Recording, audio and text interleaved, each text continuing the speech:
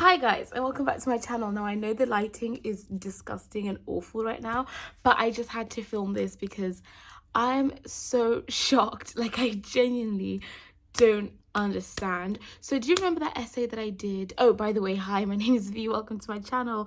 If you're new here, which I assume you could be, I'm a master's student currently studying international education policy at Harvard University, graduating in May 2021.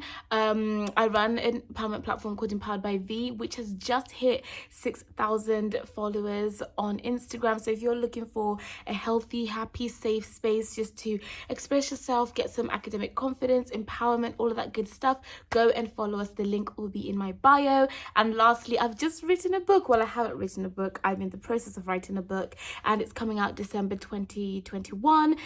You can pre-order with the link down below. It's called Empowered, Turning Lemons into Lemonade, and I'm so excited for you guys to read it. Thank you so much to everybody who has pre-ordered already. I'm going to do a separate video all about the book, but this video here is just, I'm not going to edit this video because we keep it so real on this channel that sometimes we just put up whatever we put up. But oh my god, remember that essay that I did where I was literally almost in tears? My friend James had to calm me down. Ayo had to go break down the question for me. My sister came to my room to stay up all night to do it with me. It was a 6-page essay on qualitative research, and I was literally like, I have no idea what I'm doing. I'll be lucky if I even get a C. I was literally crossing my fingers for a C or a C plus at least, because I was like, man, if I get a D, I'm gonna fail this class, and I just don't need that. And I've never gotten a D at Harvard before, so I was just like, it's gonna really pull down the grades. So I'm relaxing last night, and I'm going to get this up because I don't get it. And I realized that a lot of you are always asking me to share the grades that I get in those essay crisis videos, but by the time they get released, so much time has passed that I feel like there's no point. But this class was pretty quick in getting the grades back, so I was like, I'm gonna share it with you guys finally and tell you exactly what it says. Now, that I can't emphasize enough how much I really believed. Normally I might be like, I don't think I did so well, but in my heart of hearts I'm like, but I did try, and I kind of had an idea of what was going on, and I'm just hoping that they can see that I did kind of understand. Whereas this essay here, I was literally like, this question, I don't even know whether I'm coming or going. I don't know whether I'm up or I'm down. What does this even mean? So I'm clicking it now. I don't want to show too much on it. I'm clicking it. That's the course page. Last night the grades were released, and I was like, oh my god, I'm gonna open it and I'm gonna see a D grade, and it's gonna be okay because all the other grades are like good A's. It's gonna be fine. But I was just like, what am I gonna do if it's a D? I'm gonna have to ask if it's gonna bring down the average, and if you don't get a certain grade at Harvard, you can't graduate. So I was really worried about grades. I scroll down, I clicked analytical paper like this, and I'm looking for my grade, and tell me why I see A minus. What? I got an A minus at that?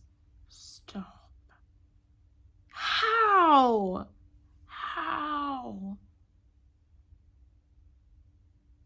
This is astonishing. Not just an A minus. Well, wait, I don't know how the system goes. I think it goes A minus. Yeah, never mind. A minus is bad, worse than A, but wow. This one shook me up. Like, I kid you not, there was no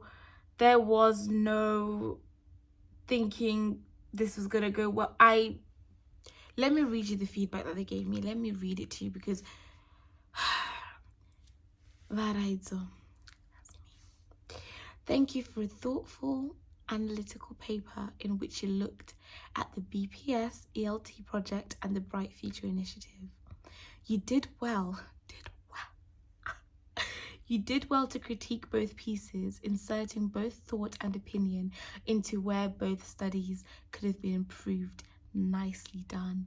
Nicely done. Nicely done by a professor at Harvard. Nicely done to my work on qualitative research. An analytical paper. Me doing analytical papers. Where they do that at? This doesn't make any sense. I mean, there are some suggestions and I'm going to read them to you because we want to keep it all the way honest on here. A few suggestions for improvement. It would have been helpful from the outset to open up the paper with an introduction that wove together the two articles. I knew it. When I posted when I sent the essay off, I don't know if you've watched the video where I was literally stressed out.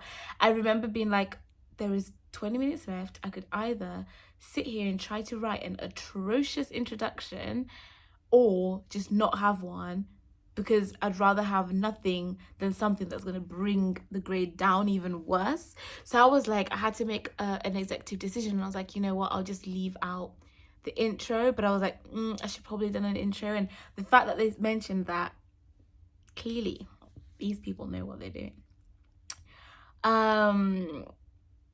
As your paper currently is written, the two are not quite in conversation with one another, and it would be interesting to see what some of the strengths, weaknesses were in comparison of one another. Once again, as you saw in the video, I was doing the reading 2 days before, and then I started it on the end of the second day. And I remember literally being like, I've only read one paper and I'm starting the reading for the other paper now. So I'd written about the first paper, then I wrote about the second paper, and I knew they were not doing compare and contrast. They were just me literally just trying to get anything down on the paper. And yeah, that's a fair point, because even I recognized it. I was like, I should have been comparing more, and I didn't. In addition, a few subheaders to section. The paper for organization would help both signposts for the teaching team and serve to strengthen the direction of the roadmap of your analysis. See, in Oxford, we were never taught to do that. Like, we were never encouraged to put subheadings and stuff, and Harvard really like it. So I'm struggling with that a little bit because your old instincts kick in. So that's a fair point. It didn't even cross my mind to do that. So I'm glad she picked up on that. Finally, please incorporate the readings into your work. There are many moments here which could be further bolstered with a comment or reference to Peyton or Willis.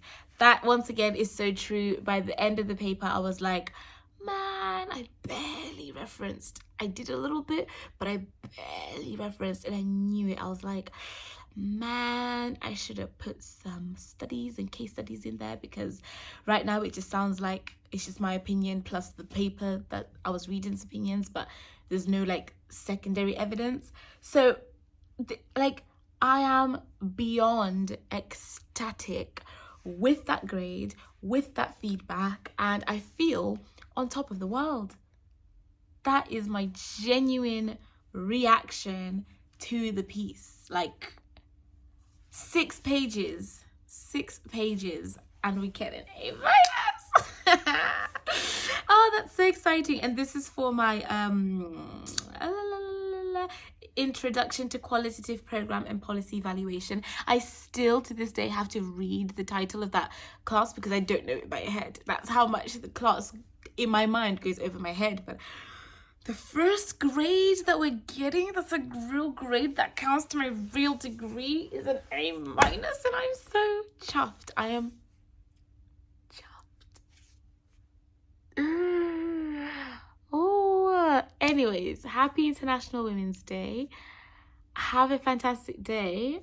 Please pre-order my book. I'm so excited that that's even words that are coming out of my mouth. Please go and follow Empowered by Vee on Instagram if you're in need of some empowerment on a daily basis from cool people around the world. And we're really doing this Harvard thing, huh? And we're doing it well. Who would have thought?